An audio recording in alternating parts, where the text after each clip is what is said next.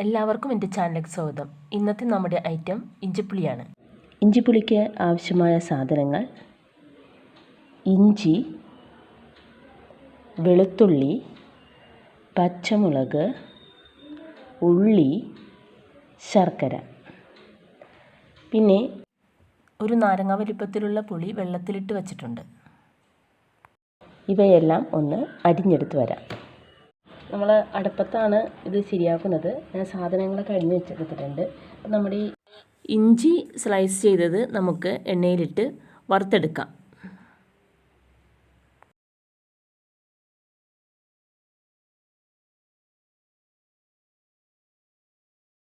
വലിയ കഷ്ണങ്ങൾ കോരിയെടുക്കാം.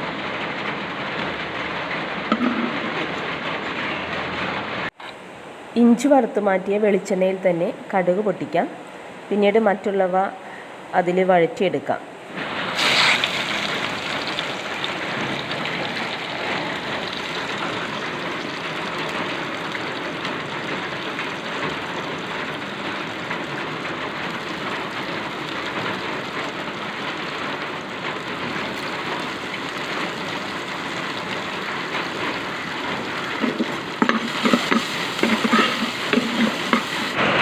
ഇതിലേക്ക് അല്പം മല്ലിപ്പൊടി ചേർത്ത് കൊടുക്കാം. മല്ലിപ്പൊടി ഓപ്ഷണലാണ്. ഞാൻ മല്ലിപ്പൊടി ചേർക്കുന്നത് കുറച്ച് കുറുകൽ കിട്ടാൻ വേണ്ടിയാണ്. മല്ലിപ്പൊടി ചേർക്കുമ്പോൾ ഇത്തിരി നേരത്തെ കൊടുക്കണം. ഒഴിഞ്ഞ് വരുമ്പോൾ ബാക്കിയുള്ള പൊടികൾ ചേർത്താൽ മതി. 1 ടേബിൾ സ്പൂൺ മുളക് പൊടിയും 1 ടീസ്പൂൺ മഞ്ഞൾപ്പൊടിയും ചേർത്ത് കൊടുക്കുന്നുണ്ട്.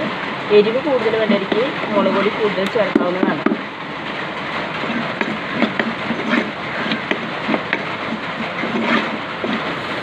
ഇതിലേക്ക് പുളിവെള്ളം ഒഴിച്ചു കൊടുക്കാം.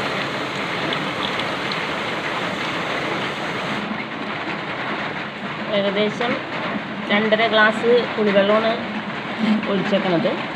അതിലേക്ക് ആവശ്യത്തിന് ഉപ്പ് ചേർത്ത് കൊടുക്കാം. നമ്മൾ നേരത്തെ വറുത്ത് മാറ്റി വെച്ച ഇഞ്ചി നല്ലവണ്ണം ഒന്ന് അടിച്ചു കൊണ്ടുണ്ട്, പൊടിച്ചു കൊണ്ടുണ്ട്. അത് നമുക്ക് ഇതിനകത്തോട്ട് ഇടാം.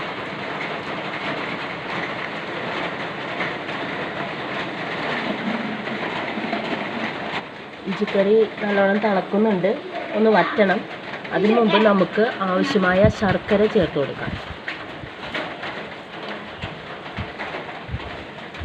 ഓരോരുത്തർക്ക് ആവശ്യമുള്ള മധുരം അനുസരിച്ച് ശർക്കര ഇടാവുന്നതാണ്.